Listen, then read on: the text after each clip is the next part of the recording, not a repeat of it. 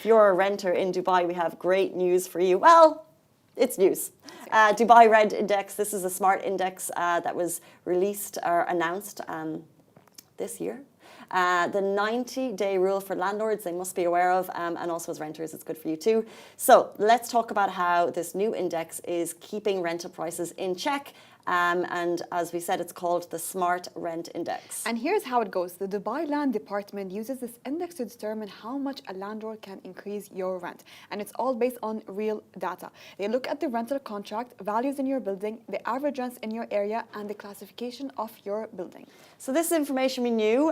We know the goal is to keep everything fair and balanced by really regulating rent prices. The index helps stabilize prices and also control inflation, making life a little bit more predictable for everyone. And also it's pretty cool because it uses AI to assess rental values accurately across the city. So it kind of is dependent on your key district or whether or not it's a special development zone or a free zone. A big part of the system is timing. So landlords have to notify tenants in advance if they plan to raise the rent. And it all ties back to when your contract is up for renewal. So here's how that works.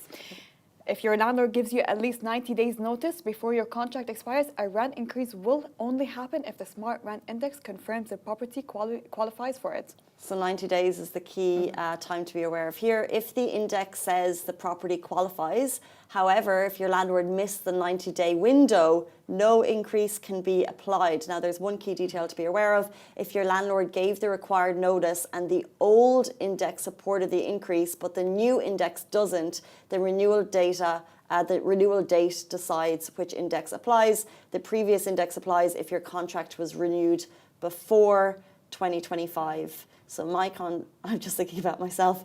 My contract will be renewed in 2025. If my landlord gives me a 3-month notice announcement, the new Smart Index will be applied. I hope she's not watching.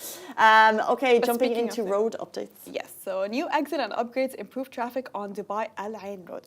So I live near Al Ain Road, but maybe not anymore. But Dubai's RTA has introduced a major traffic upgrades on Dubai Al Ain Road near Al Faqa as part of the 2025 Traffic Solution Plan, aiming to ease congestion, enhance safety, and support urban development in the Hind and Al Faqa areas. You think you work hard, the RTA is working harder. The improvements include a new exit at exit 58 leading to a U-turn tunnel before Al Faqa, allowing smoother traffic flow, along with a 430-metre deceleration lane for safer access and a 600-metre acceleration lane for seamless merging.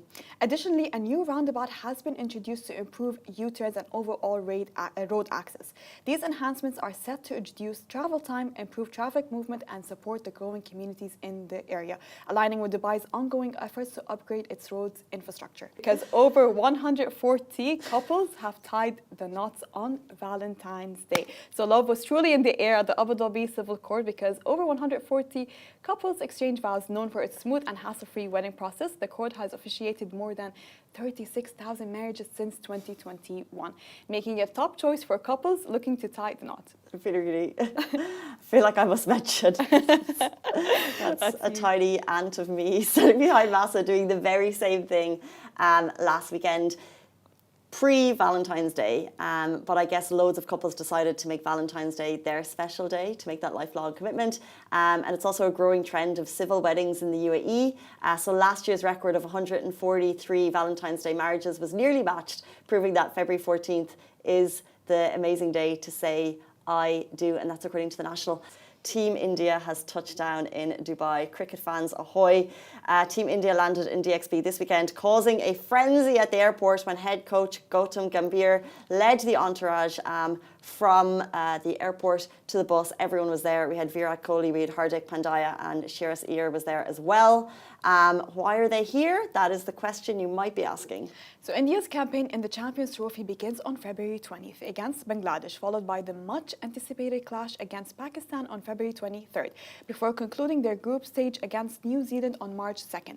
All three fixtures are set to take place in Dubai rather than Pakistan, where the trophy is being hosted, and that's for security reasons. So that's why they're here. We're not hosting the major cricket league here. It's a Pakistan-based trophy campaign league. Yeah. However, because of security reasons, we've got Team India touching down yesterday.